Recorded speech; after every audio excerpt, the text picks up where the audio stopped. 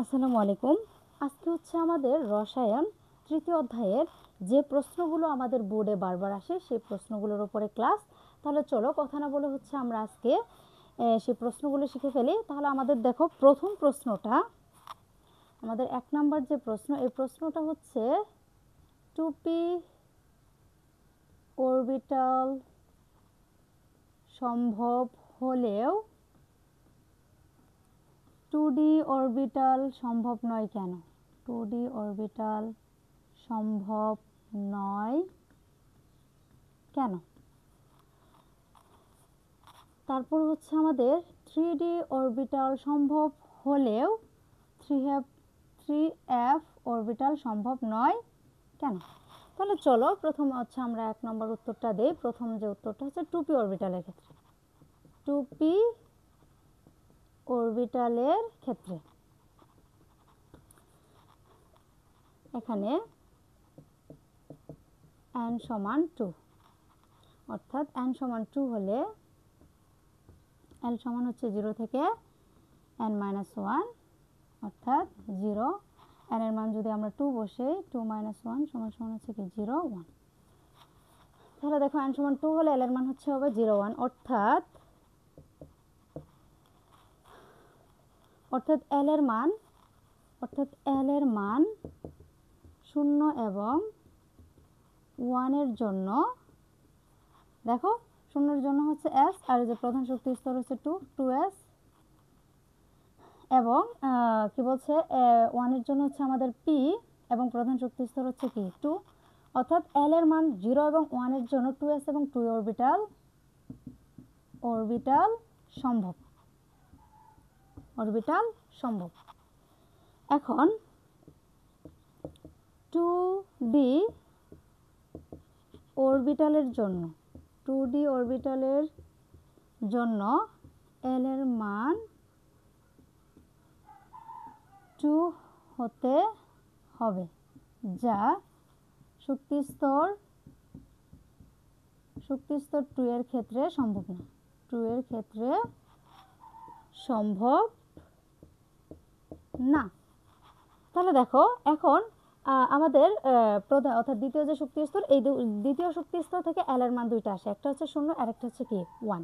তাহলে এই ক্ষেত্রে দেখো 0 এবং 1 এর জন্য আমার 2s এবং 2p অরবিটাল সম্ভব হবে। এখন 2d অরবিটালের জন্য আমার l এর মান 2 হতে হবে, যা শক্তি স্তর 2 এর ক্ষেত্রে কি নয়, সম্ভব নয়। তাই 2p অরবিটাল সম্ভব হলেও 2d অরবিটাল সম্ভব নয়। 2d অরবিটাল সম্ভব নয়। তাহলে দেখো আমরা কিন্তু বুঝতেই পারবো যে কিভাবে আমাদের প্রশ্নটা হইলো। তাহলে প্রথম আমাদের প্রশ্নের অ্যান্সারটা কি, যে n এর মান যদি 2 হয় তাহলে l এর মান আমার দুইটি আসে, একটা হচ্ছে 0 আর একটা হচ্ছে কি 1। তাহলে 0 এবং 1 এর জন্য আমার শক্তি স্তর অর্থাৎ অরবিটাল আসবে হচ্ছে আমার 2s এবং 2p।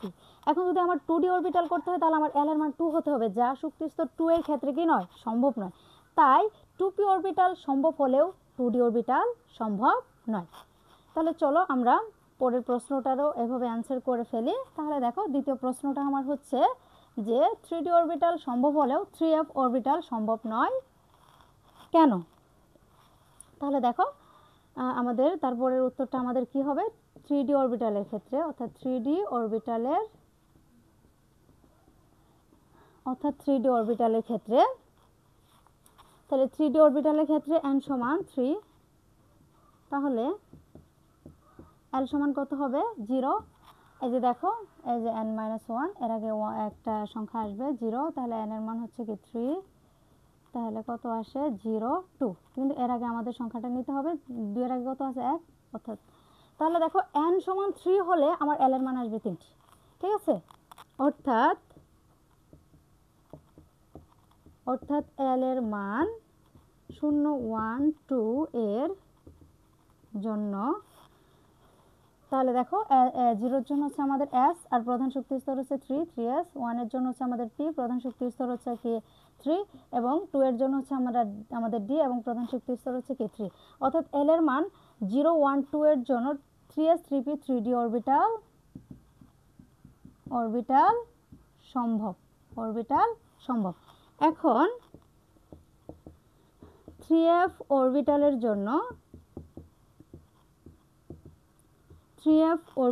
জন্য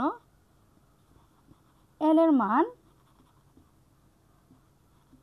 3 হতে হবে, যা শক্তি স্তর